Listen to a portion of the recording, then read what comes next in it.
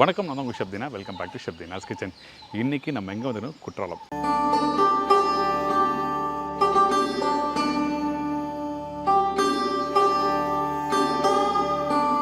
குற்றாலம் வந்து எல்லோரும் ஜாலியாக என்ஜாய் பண்ணியிருப்பாங்க. நிறைய மெமரிஸ்லாம் வந்திருக்கும். அதுவும் பர்டிகுலராக வெக்கேஷன் லீவில் நிறைய பேர் வந்து இந்த இடத்துல வந்து குளிச்சுட்டு ஜாலியாக என்ஜாய் பண்ணியிருப்பாங்க. குளிச்சு முடிச்ச பேருக்கு என்ன பண்ணுவாங்க? நல்லா பசி எடுக்கும். ஏன்னா தண்ணி நல்லா ஸ்பீடாக வரும்போது நல்லா குளிச்சுட்டு அதுக்கப்புறம் நல்லா காரசாரமாக சாப்பிடலாம்னு சொல்லிட்டு ஆசையோடு நிறைய பேர் இடத்துக்கு போயிருப்பாங்க சாப்பிட்றதுக்கு. அதில் பர்டிகுலராக நிறைய பேர் மக்கள் தேடுற இடம் கேட்டிங்கன்னா குற்றாலம் பார்டர் ரஹ்மத் பார்டர் பரோட்டா கடைக்கு தான் போவாங்க. அங்கே போயிட்டு பரோட்டா சாப்பிடாமல் யாரும் போக மாட்டாங்க. அந்தளவுக்கு ஒரு அருமையாக இருக்கும்.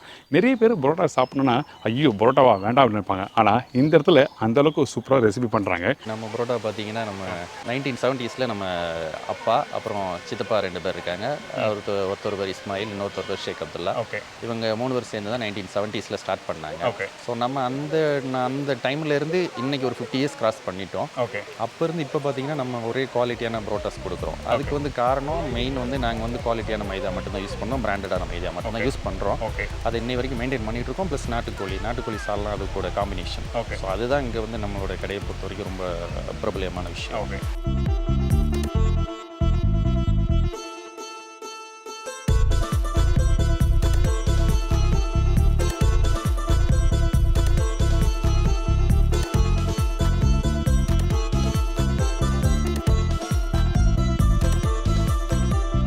அவங்க பார்த்தீங்கன்னா கடந்த 50 வருஷமாக வந்து இந்த கடையை வந்து ரன் பண்ணிட்டு வராங்க. இதில் நம்ம வந்து ஃபீல்டில் இருக்கோம்.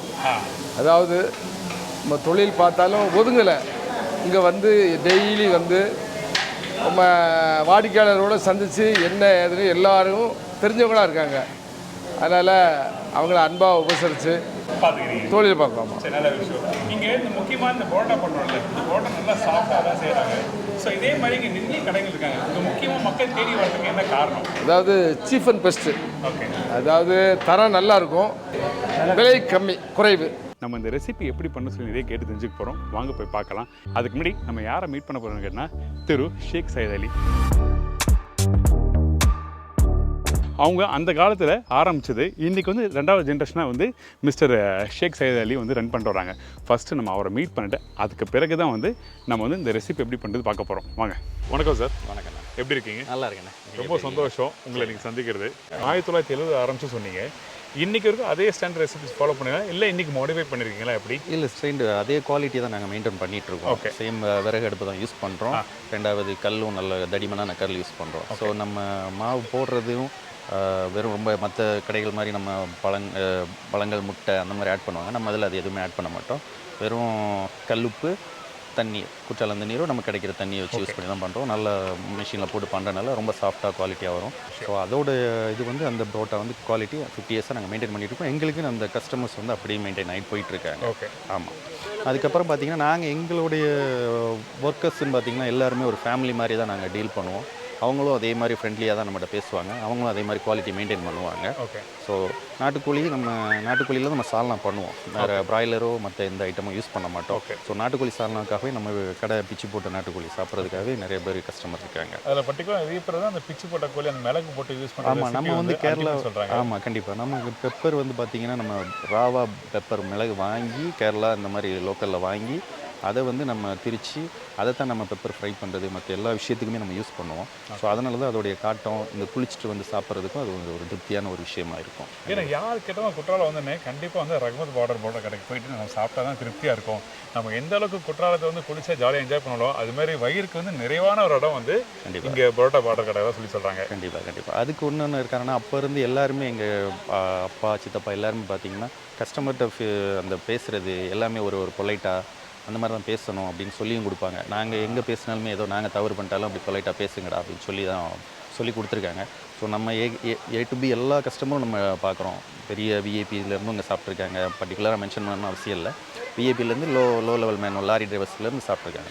ஸோ அவங்களுடைய ஃபீட்பேக் தான் எங்களுக்கு இந்த இடத்துல இப்போ ஒரு 50 இயர்ஸ் கழித்து எங்களுக்கு வந்து கொண்டாந்து நிப்பாட்டி இருக்குது. அதுக்கு எங்கள் அப்பா எங்கள் சித்தப்பா அவங்களோட உழைப்பு மட்டும்தான் காரணம். இன்றைக்கி அந்த ரெசிபி எப்படி பண்ணி சொல்லி தரீங்களா? கண்டிப்பாக. நம்ம கடையில் ஒருத்தர் இருக்கார், எக்ஸ்பீரியன்ஸான ஒரு ஆள் இருக்கார். இன்ட்ரோடியூஸ் பண்ணி வைக்கிறேன். அவர் உங்களுக்கு எல்லா மெத்தடும் சொல்லுவார். அவர் பேர் மிஸ்டர் ஹனீஃபா. நல்ல விஷயம். கண்டிப்பாக. சார் மீட் பண்ணலாமா? கண்டிப்பாக. வணக்கண்ணே. வணக்கம் வணக்கம் வணக்கம். எப்படி இருக்கீங்க? நல்லா இருக்கும். ரொம்ப சந்தோஷம். சந்தோஷம். நீங்க தான் வந்து இந்த பரோட்டா எப்படி பண்றதுன்னு சொல்லி காமிக்க போற சொன்னாங்க. ஆமா. இந்த பரோட்டா எப்படி பண்ண போறோம்? இதுக்கு முக்கியமா என்ன தேவை? உப்பு, மைதா, தண்ணி. சரி, ஓகே. இது 3 தான். இந்த பார்டர் பரோட்டா வந்து இங்க சாப்பிடும்போது எல்லாரும் வந்து பயங்கர சாஃப்டா இருக்கு, மெதுவா இருக்கு அப்படி சொல்லி நிறைய பேர் சாப்பிடுறாங்க. அதுக்கு என்ன காரணம்? மாவு டைட்டா மிக்ஸ் பண்றதா, இந்த மாதிரி விஷயம் என்ன இருக்கு? மாவு மீடியமா தரமா உள்ள இது அந்த வீசத்துக்கு பக்குவமா நல்லா வீசுறதுல தான் இருக்கு பரோட்டா சாப்பிட்டு. ஓகே.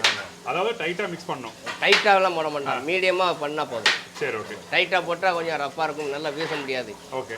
அது தரமா இருந்தா மீடியமா இருந்தா தான் அது வீசக்கு நல்லா இருக்கும். வீசினா தான் அந்த பரோட்டா சாப்பிட்டு கிடைக்கும். அந்த மீடியமான பக்குவத்துக்கு ஊத்துறதுக்கு தண்ணியோட அளவு எப்படி இருக்கும்? அது 10 கிலோ மாவு போடுறோம்னா ஒரு 3 கப்பு தண்ணி போதும். 3 கப் தண்ணி. 3 கப்பு தண்ணி. சரி, ஓகே. ஒரு கை சால்ட்டு, கல் உப்பு ஒரு கை. இதுல பால், சக்கரை அது மாதிரிலாம் போடுவீங்க? அந்த மாதிரிலாம் எதுவுமே கிடையாது. முட்டை போடுவாங்க சில பேர். எதுவுமே அதெல்லாம் நாங்கள் யூஸ் பண்ணதே கிடையாது. எதுவுமே கிடையாது. வெறும் மைதா, உப்பு, தண்ணி, இந்த 3 தான், வேற எதுவுமே கிடையாது.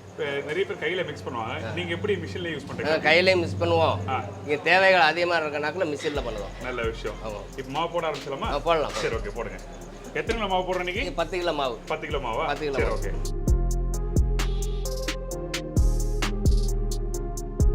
இதுக்கப்புறம் ஒரு கை கல் உப்பு. ஓகே. ஒரு கை கல் உப்பு இதில் கரைச்சி வச்சிருக்கோம். ஓகே. அந்த தண்ணி இதில் ஊற்றணும். சரி, ஓகே. இப்போ தேவையான அளவுக்கு தண்ணி எவ்வளோ ஊற்றணும்? தேவை 10 கிலோ மாவுக்கு 3 கப்பு. 3 கப்பு தண்ணி. 3.5 கப்பு. 3 கப்பு ஊற்றலாமா? ஊற்றணும். ஓகே. இப்போ தேவையான தண்ணி ஊற்றியாச்சு. தேவையான தண்ணி ஊற்றியாச்சு. இது ரெடி ஆகிறதுக்கு எவ்வளோ நேரம் ஆகும்? 10 நிமிஷம் தான். 10 நிமிஷம் தான். 10 நிமிஷம். சரி, ஓகே.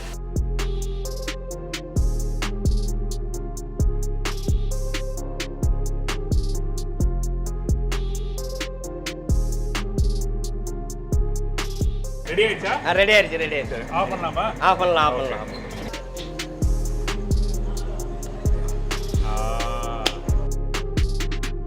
மாவு பாருங்க எவ்வளோ சாஃப்டாக இருக்குன்னு பாருங்க. ஓகே. இந்த மாதிரி பக்குவத்தில் தான் இருக்கும். ஓகே. டைட்டாக ஆனால் பரோட்டா சுடும்போது வந்து ரஃப் ஆகிடுமா? ரஃப் ஆயிடும். ஓகே. நல்லா வீச முடியாது, பெருசாக வீச முடியாது. ஓகே. நம்ம டைட்டாக இருந்துச்சுன்னா கொஞ்சம் சுருக்கி தான் வீச முடியும். அது பரோட்டா சாப்பிட்டு கிடைக்காது. ஓகே. இப்போ இதுனா நைஸாக இருந்துச்சுன்னா பெருசாக வீசலாம்.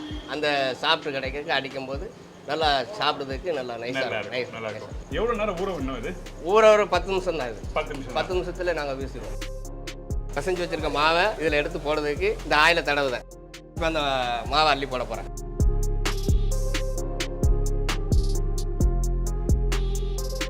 ஸோ இந்த மாதிரி மாவு எல்லாத்தையும் வந்து நம்ம இதில் போட்டுறோம். ஆமாம். சரி, ஓகே. மாவு நல்லா ஊறிடுச்சு. ஓகே. இதை இப்போ கொஞ்சம் பிசைஞ்சு உருண்டை போட போகிறேன். ஓகே. அதாவது இந்த மாவு வந்து நீங்கள் சொன்ன மாதிரி ஒரு 10லேருந்து 20 நிமிஷம் நல்லா ஊறி இருக்கும். ஆமாம். சரி, ஓகே. ஊறின பிறகு நல்லா சாஃப்டாகவும் இருக்குது. சாஃப்டாக இருக்குது. இந்த மாவு நீங்கள் மிக்ஸ் பண்ணி முடிச்ச பிறகு சில பேர் வந்து அந்த ஈர துணி போடுறாங்களே, அது என்ன காரணம் இது? அது வந்து மாவு காயாமல் இருக்குதுக்கு. ஓகே. மாவு காயாமல் இருக்கிறதுக்கு பதமாக இருக்கும், அதனால் மூடுவாங்க. நம்ம இதில் வந்து அப்படி மூடுதெல்லாம் அவசியம் இல்லை. ஏன்னா நாங்கள் உடனே இது பண்ணுவோம். டக்குனு ஃபாஸ்ட்டாக போடுறதுனால அதை மூட மாட்டோம். சரி, ஓகே. இப்போ மாலிஷ் பண்ண ஆரம்பிக்கலாமா? மாலிஷ். சரி, ஓகே. ஆஹா, இப்போதான் எனக்கு புரியுது. நீங்கள் பாருங்கள், மாவு ஒட்டாமல் அந்த ஆயில் போட்டோம் பார்த்தீங்களா, ஒட்டாமல் கரெக்டாக வந்திருக்கு. நீங்கள் ஃபஸ்ட்டு ஆயில் அப்ளை பண்ணீங்களா? இப்போ விஷயம் புரியுது. அது மாலிஷ் பண்ணப்பா. இப்போ இந்த மாவை நல்லா இது மாதிரி மாலிஷ் பண்ணுறோம். மாலிஷ் பண்ணுறோம். ஓகே. பண்ணிட்டு கொடுங்க கொஞ்சம், நானும் அப்படியே சேர்ந்து எக்ஸசைஸ் செய்கிறேன் கூட. சரி, இந்த பரோட்டா பண்ணும்போது முக்கியமாக கவனிக்க வேண்டிய விஷயங்கள் என்ன? நிறைய பேர் வீட்டில் பண்ணும்போது அந்த சாஃப்ட்னஸ் வர மாட்டேன்னு சொல்கிறாங்க. அதுக்கு என்ன காரணம்? மாவு பிசைதலில் தான் இருக்குது. 2வது வீசுதல் இருக்குது. ஓகே. 3வது தட்டி விழுந்த கல், புரோட்டா கல் இருக்கலாம். அந்த புரோட்டா கல் நல்லா நார்மலாக சூடு இருக்கணும். ஓகே. அப்போ தான் அது புரோட்டா சாப்பிட்டு கிடைக்கும். சிலவங்க சூடு வைக்க மாட்டாங்க, அவங்களுக்கு அதை பற்றி தெரியாது. அதனால் அது புரோட்டா ரஃப்பாக இருக்கும். ஓகே. கரெக்டான சூடு இருக்கணும். கரெக்டான சூடு போட்டால் நல்லா இருக்காது. சூடு இல்லாமல் போட்டால் சரி இருக்காது.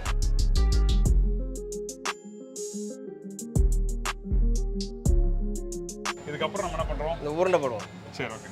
கட் பண்ணுறதுலாம் இல்லையா? நல்லா கட் பண்ணி அப்படியே எடுத்து போடுவோம். நானும் இதோட சேர்ந்து போட்ட போடுறேன். போடுங்க, எடுத்து போடுங்க. சுத்துங்க. இப்படி ரைட்டா இது? ஆமாம். இப்படியா? அப்படி போடக்கூடாது. 2 பெருவரல் வச்சு இப்படி மாவை பண்ணிட்டு இப்படி நிட்டா இப்படி முடிஞ்சிச்சு. சின்ன பீஸ். ஆமாம். ஓகே. கரெக்டாக. அதாவது நான் வந்து ஹோட்டல் வேலை செய்யும் போது நான் ரொட்டிக்கெலாம் அடிச்சு தான் போடுவேன். அதனால தான் அப்போ தான் ஷேப் கரெக்டாக கிடைக்கும். Correct, safe correct. சரி, ஓகே. நான் உங்கள் பேர் என்ன? சித்திகா. சூப்பர். அண்ணா உங்கள் பேர்? சாகுல் அமீத். Okay, super. பரோட்டா எத்தனை வருஷமாக பண்ணுறீங்க?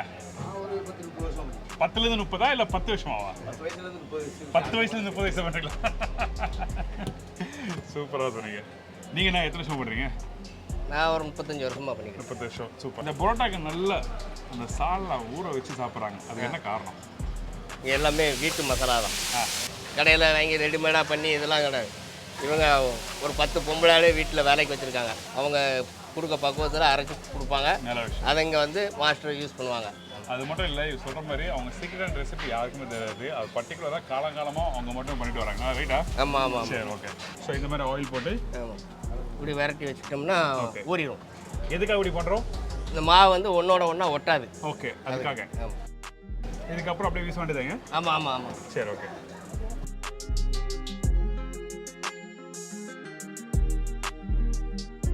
இந்த விரல வச்சு லைட்டாக ப்ரெஸ் பண்ணுறீங்க? ஆமாம் ஆமாம். ஓகே. ப்ரெஸ் பண்ணி இப்படி நல்லா வீசணும். ஓகே. வீசினா தான் சாப்பிட்டு கிடைக்கும். ஓகே. ரெண்டாவது உள்ள இப்படி ஆயில் வைக்கணும். ஆயில் வச்சு இப்படி எடுத்து இப்படி சுற்றினா போகும். ரெடி. நான் ஒன்று வீசுறமா? வீசுங்க. ஓகே, காமிங்க. ஓகே. இதை எடுத்து எனக்கு ஹெல்ப் பண்ணுறாரு. எப்படி? இந்த கை இப்படியா? இந்த கை அப்படி எனக்கு இப்படி தான் வருது. வீசத்தானே செய்யணும் நமக்கு. ஆமாம், எனக்கு ரொம்ப நாள் ஆச்சு வீசி. லாஸ்ட்டாக மதுரை பன் பரோட்டா. இந்த லெஃப்ட்டுக்கு வந்து அந்த நீங்கள் போட்டியில் ஃபஸ்ட்டு பேடா, அந்த பேடா தான் செட் ஆகும். ஓ, அப்படியா? ஆமாம். ஓகே, அவ்வளோதான். நாங்கள் ரைட் ஹேண்ட் பண்ணதுக்கு கொஞ்சம் மீடியம், அது எவ்வளோ அந்த மாவுக்கு தக்கன கை போயிடும். இந்த லெஃப்ட் ஹேண்ட் கைகளுக்கு வந்து அப்படி தெரியாது. ஓகே. ரொம்ப ஸ்பீடாக தான் அந்த கை இருக்கும். அதனால இந்த கையோட அந்த கை பவர் லெஃப்ட் உள்ளவங்களுக்கு பயங்கரமாக இருக்கும். சூப்பர், நல்ல விஷயம். சரி, ஓகே.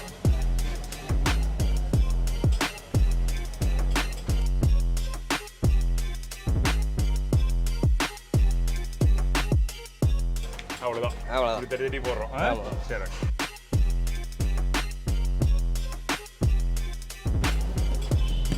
ஓகே. இந்த தோசைகளை போடும்போது ஃபஸ்ட்டு ஆயிலெலாம் போட்டு போடுறோமா இப்படி? அதெல்லாம் கிடையாது, அதெல்லாம் கிடையாது. டேரெக்டாக போடுறோம். டேரெக்டாக வரும். ஓகே. தட்டினதுக்கு அப்புறம் தான் எண்ணெய் ஊற்றும். ஓகே.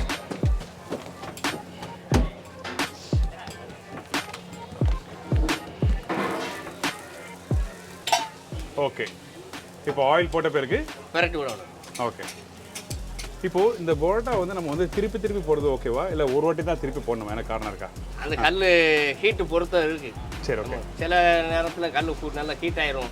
அப்போ உடனே பரட்டினா தான் அந்த கருகாமல் இருக்கும். சரி, ஓகே. அதனால கல் மீடியமாக வச்சிட்டோம்னா நம்ம ஒரு தடவை பரட்டி போட்டாலே போதும். Super, okay. நல்ல கலர் சூப்பராக வருது. அதாவது பார்த்தீங்கன்னா இந்த பரோட்டா பண்ணுறது லேஸில் பட்ட வேலை இல்லை. அந்த மாவு மிக்ஸ் பண்ணுற பக்கம் அண்ணன் சொன்ன மாதிரி கரெக்டான அளவு தண்ணி ஊற்றி அதுக்கப்புறம் வந்து அது எப்படி நல்லா மாலிஷ் பண்ணுறோம், மாலிஷ் பண்ணிட்டு எப்படி வீசுகிறோம், அது ரொம்ப முக்கியம். இப்போ இந்த பரோட்டா ரெடி ஆயிடுச்சு. எப்படி இவ்வளோ சூடாக அடிக்கிறது இல்லையா? சர்வீஸ் தான், அவ்வளோதான். ஓகே. ஆமாம், அதே பழக்கமாக போச்சு. இதுதான் பொழப்பு. Super super. உட விடுங்க.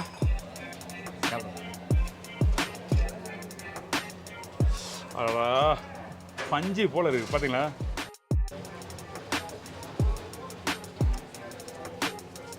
அப்படியே பூ மாதிரி இருக்கு. பூ மாதிரி இருக்கும். அந்த ஒரு பக்குவம் அப்படி. சூப்பர். அதாவது இவங்க சொல்கிற மாதிரி ப்ராசஸ்லாம் கரெக்டாக பண்ணால் ரொம்ப அருமையாக இருக்குது. இந்த பரோட்டா பார்த்தீங்கன்னா அங்கங்கே லேயராக சூப்பராக வந்திருக்கு, எக்ஸலண்ட்டாக இருக்குது. ஆசைக்கு ஒரு நாள் சாப்பிட்றதுனால எந்த ஒரு தவறு எதுவுமே இல்லை, ரொம்ப அருமையாக வந்திருக்கு. எனக்கு இந்த பார்டர் பரோட்டா எப்படி பண்ணுறோம் சொல்லி தெளிவாக உங்களுக்கு விளக்கமாக சொல்லியிருக்கேன். ட்ரை பண்ணி பாருங்கள். இதில் நிறைய பேர் வந்து இந்த டால்டாலாம் போடுறோம், அதெல்லாம் நாங்கள் யூஸ் பண்ணவே மாட்டோம். ஓகே. நாங்கள் வீட்டில் எப்படி யூஸ் பண்ணி இது மக்கள்லாம் எப்படி சாப்பிடுதாங்களோ, வீட்டில் உள்ளவங்க எப்படி சாப்பிடுதாங்களோ அதே மாதிரி இது இந்த கடையில் வந்து சாப்பிட்டுக்கிட்டு இருப்பாங்க. டெய்லி நம்ம கடை புரோட்டா தான் சாப்பிடுவாங்க. லோக்கலில் உள்ளவங்க, வெளியே உள்ளவங்களும் நம்ம கடையில் உள்ள அழகாக சாப்பிடுவாங்க. ஏன் காரணம், இது வீட்டில் உள்ள மசாலா தான், வீட்டில் அரைக்கக்கூடிய யூஸ் பண்ணுற பொருள் தான் நாங்கள் எல்லாமே யூஸ் பண்ணுவோம். கடையில் வாங்கி ரெடிமேடாக நாங்கள் எதுவும் செய்ய மாட்டோம். சரி, ஓகே. அதனால தான் இவ்வளோ வேறு. நல்ல விஷயம். இப்போ அண்ணனை பார்த்துலாமா? பார்ப்போம். சரி, ஓகே. சார், நீங்கள் சொன்ன மாதிரி வந்து அந்த parotta really very good parotta. நான் நிறைய இடத்துல பரோட்டா சாப்பிட்ருக்கேன், எல்லா இடத்துலையும் நல்லாயிருக்கும். ஆனால் இங்கே பர்டிகுலராக அந்த பரோட்டா லேயர் வந்து அப்படியே பூ மாதிரி இருந்தது. எந்த விஷயமே நாட்டுக்கோழியும் சரி, பரோட்டாவும் சரி ரொம்ப குவாலிட்டியாக கொடுக்குறோம். எல்லா விஷயமே மக்களையும் வர கஸ்டமரையுமே ரொம்ப திருப்தியாக கவனிச்சாங்க. இந்த மாதிரி வந்து ஒரு அருமையான ரெசிபி சொல்லி கொடுத்ததுக்கு ரொம்ப நன்றி. Thank you so much. நன்றி. Really very good. பின்னாடி மக்களை பார்த்தா தெரியும் ஃபுல்லாக எல்லாம் சாப்பிட்டுருக்காங்க. ஸோ எல்லோரும் என்ஜாய் பண்ணியிருக்கீங்க. இதே மாதிரி இன்னொரு ஊரில் இன்னொரு சூப்பர் நன்றி, வணக்கம், see you, bye.